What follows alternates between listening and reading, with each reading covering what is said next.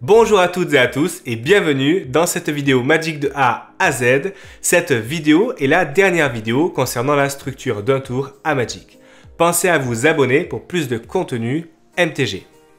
Vous pouvez dès à présent voter pour la deck tech du mois de juillet dans l'espace commentaires. Je vous propose Sai, maître mécanoptériste, Aminatou, contrôle ou Tivit, contrôle, que je maîtrise plutôt bien puisque je les ai beaucoup joués, Octavia thèse vivante, Daretti savant ferrailleur ou encore un guide complet sur Yoshimaru. À vous de me dire ce que vous voulez. Ce mois-ci, vous aurez droit non pas à une mais deux deck tech puisque c'est le mois de mon anniversaire. Je vais faire Ezuri pour notre ami Sony qui voudrait peut-être le jouer à mon tournoi d'anniversaire à Agen. D'ailleurs, vous êtes invité si vous voulez y participer. Je fais un tournoi pour mon anniversaire, un tournoi amical. Et ensuite, les brutes de Poutreville. Bon visionnage à tous! La phase de fin de tour est composée de deux étapes. L'étape de fin et l'étape de nettoyage. Commençons par l'étape de fin. Tout d'abord, l'étape de fin ne commence pas par une action basée sur le tour, appelée TBA. Une action basée sur le tour est une action effectuée par le jeu, contrôlée par aucun joueur et à laquelle on ne peut répondre. La liste complète des actions basées sur le tour est disponible en description. Les capacités qui se mettent en pile au début de l'étape de fin se mettent en pile et le joueur actif reçoit directement la priorité. Alors, dans le passé, il faut savoir que les capacités qui se déclenchent au début de l'étape de fin étaient imprimées en stipulant à la fin du tour. Les cartes qui ont été imprimées ainsi, avec ce texte, ont reçu ce que l'on appelle un errata, dans le texte oracle de référence. Pour maintenant stipuler au début de l'étape de fin ou encore au début de la prochaine étape de fin. Ceci est la règle numéro 513.1a des Comprehensive Rules de Magic.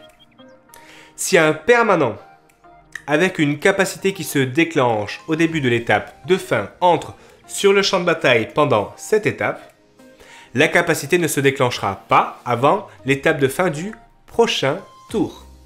De la même manière, si une capacité déclenchée retardée qui se déclenche au début de la prochaine étape de fin est créée pendant cette étape, la capacité ne se déclenchera pas avant la prochaine étape de fin du prochain tour.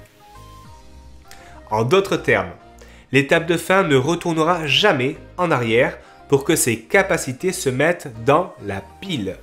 Cette règle s'applique aux capacités déclenchées. Elle ne s'applique pas aux effets continus jusqu'à la fin du tour ou ce tour-ci. Nous les traiterons pendant l'étape de nettoyage, d'accord?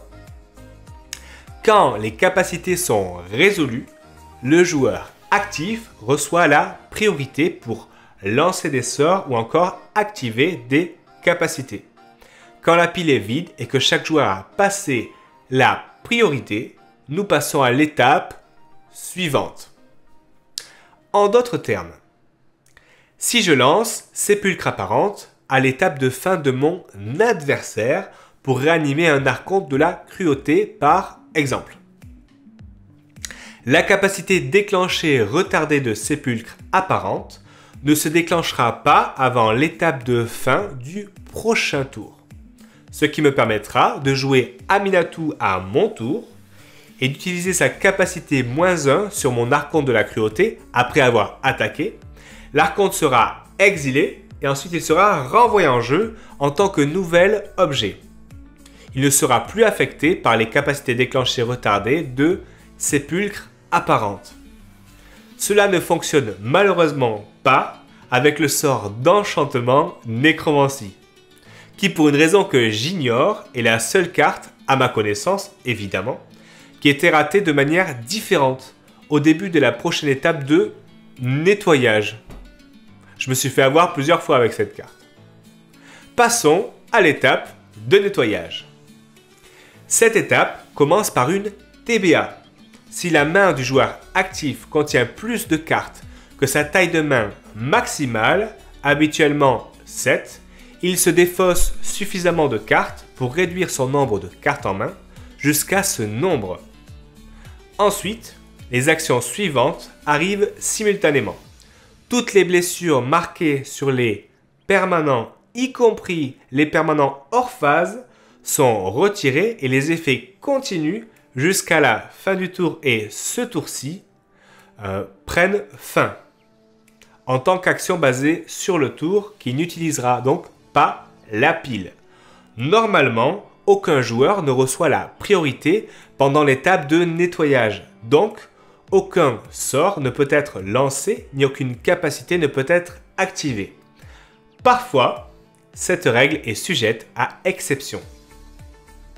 À ce moment, le jeu vérifie si aucune action basée sur un état doit être réalisée et si aucune capacité doit être mise en pile, incluant les capacités comme celle de nécromancie par exemple, qui se déclenche au début de la prochaine étape de nettoyage.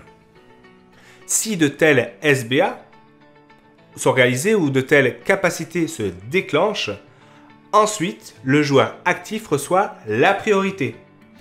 Les joueurs peuvent lancer des sorts et activer des capacités. Quand la pile est vide et que chaque joueur a passé la priorité, nous commençons une nouvelle et complète étape de nettoyage.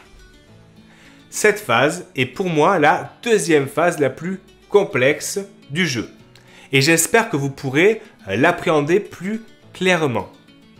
N'oubliez pas de voter pour la deck tech du mois de juillet et en attendant la prochaine vidéo, je vous remercie chaleureusement et à bientôt!